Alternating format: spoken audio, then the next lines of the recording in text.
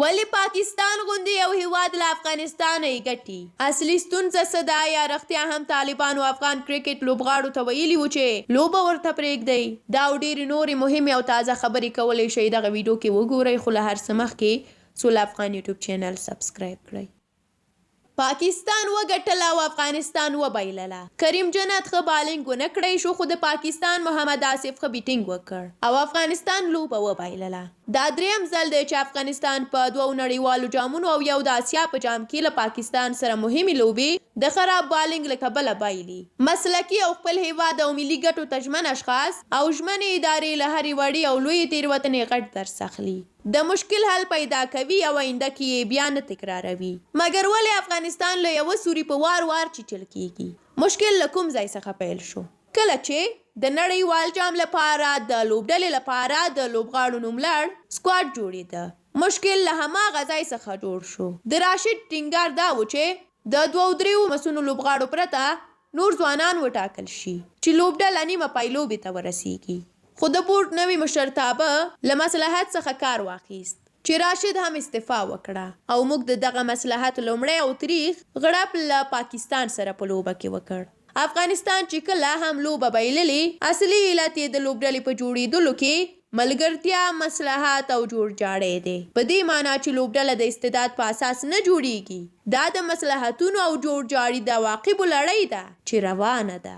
په دې مسلې باندې په جمهوریت کې هم ډېر غږېدلی یو او په امارت کې به مو هم خولې ستړې شي. ټول نظام نسکور شو، انقلاب راغی. خو په افغان کرکټ کې دا مشکل لکه ونه مستقیم په خپل مکان دی او لا پسې زیات شو او مشکل جوړونکي غښتلي شول.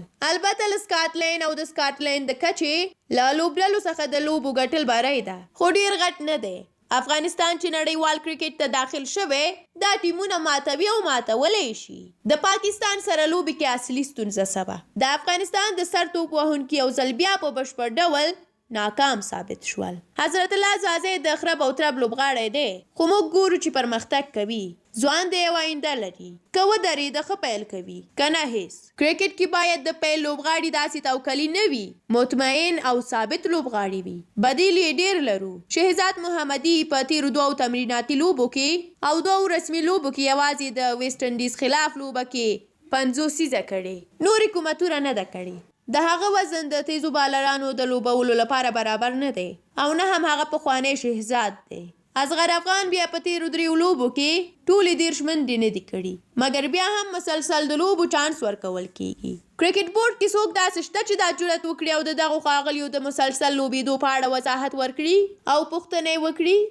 ما څه موده مخکې د بورډ له مشر عزیز الله فضلي سره په مرکې کې همدا پوښتنه وکړه. د هغه دلیل دا و چې دغه ځینې لوبغاړي د اماراتو په پیچونو کې ښه ځلیدلي.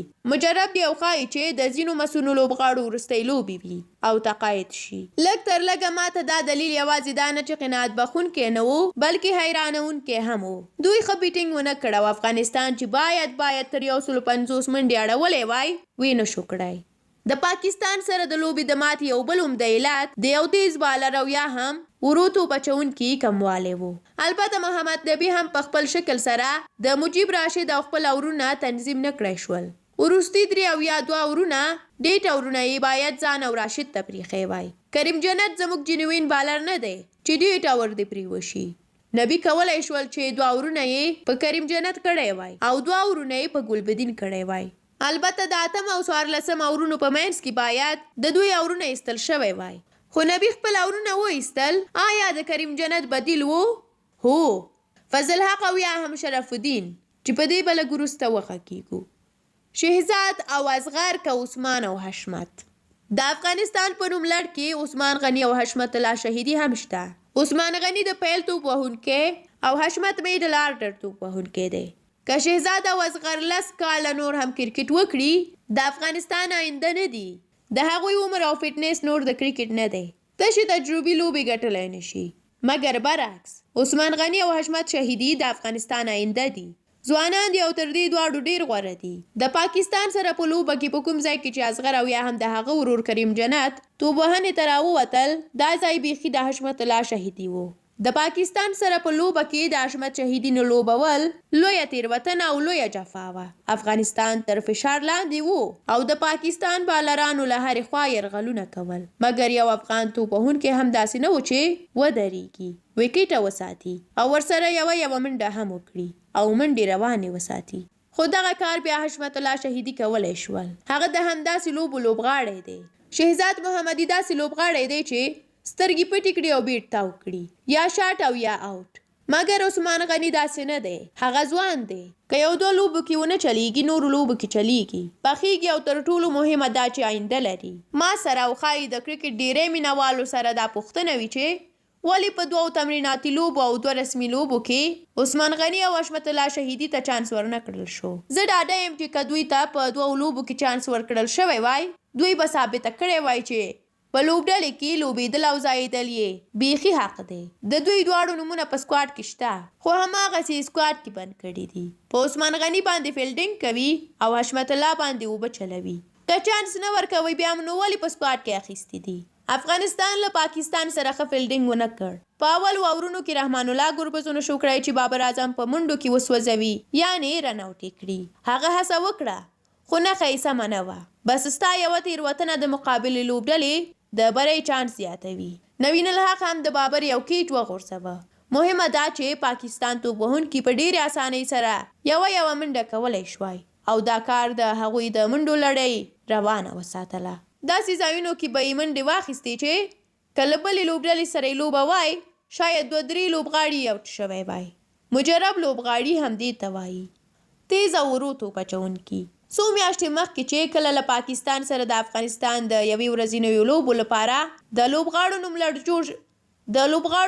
جوړ شوی و، په هغه کې فضل حق، عبدالرحمن، نور احمد لکنوال او صدیق اتل هم غوره کړل شوي وو. افغانستان په ځوانانو باور کوي او ځوانانو ته جرأت ورکوي، خو د امارت په راتګ سره بیرته زوړ ملا او زړې ته راویښ شوې.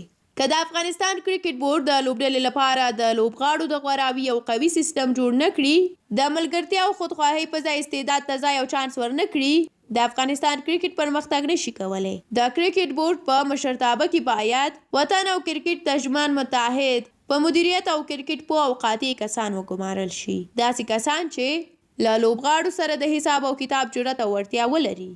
لوبغاړي د افغانستان ستوري دي، خو دا په دې معنا نه ده چې د قانون لوړ او د حساب او کتاب څخه خبرې دي. نویو ځوانانو ته چانس ورکړئ. که څو لوبو کې ونه ځلېدل، آینده مو جوړوي. دا د پاکستان شاهد افریدی چې دی، د افغانستان تر ټولو مجرب لوبغاړی محمد نبي پرې یوه شپږیزه هم ونه شو وهلی. دا څو کاله مخکې زموږ د 19 کلنو له لوبغاړو سره د اسیا په جام کې و. د ابراهیم زدران او ګربز پرې داسې لوبه کوله چې خوند یې درکوه. خو پاکستان کرکټ بورډ کې مسلکي متحد او ژمن خلک ناست وو او دا غمی یې پیدا کړ. ثقیل یې کړ او داسې یو بالر یې ترې جوړ کړ چې اوس د پاکستان د توپ اچونې د ملا تیر بلل کېږي. دا نور هیوادونه خوشې په خوشې مخکې دي. نو را به شو دې ته چې که را روانه لوبه کې 2 بدلونونه راځي، هغه باید د شهزاد او اصغر نو لوبول وي. د کریم جنت بالنګ ته په کتو، هغه باید په خپله روزونکي ته ووایي چې نورې لوبډلې کې وانخلي. او یادونه په آخر کې هم دا کوم چې موږ که په لوبغاړو انتقاد کوو، باید یوازې د هغوی په لوبو او خرابې کارکردۍ باندې انتقاد وکړو. له لوبې وراخوا نه باید د هیڅ لوبغاړي په شخصیت او حیثیت باندې انتقاد او یا لفظي برید وکړو. او دا هم باید ووایم چې افغان لوبغاړي د طالبانو د سخت فشار لاندې هم وو چې بې نه کړی شو ښه لوبه ترسره کړي. له تاسو هم ډېره زیاته مننه چې دا ویډیو مو تر پایه ولیده. خپل نظریات مو د لوبډلې په اړه کولی شئ په کومنټ کې شریک کړئ. موږ هم ستاسو نظرونه لولو. تر بیا مو الله مل شه. ښه وخت ولرئ.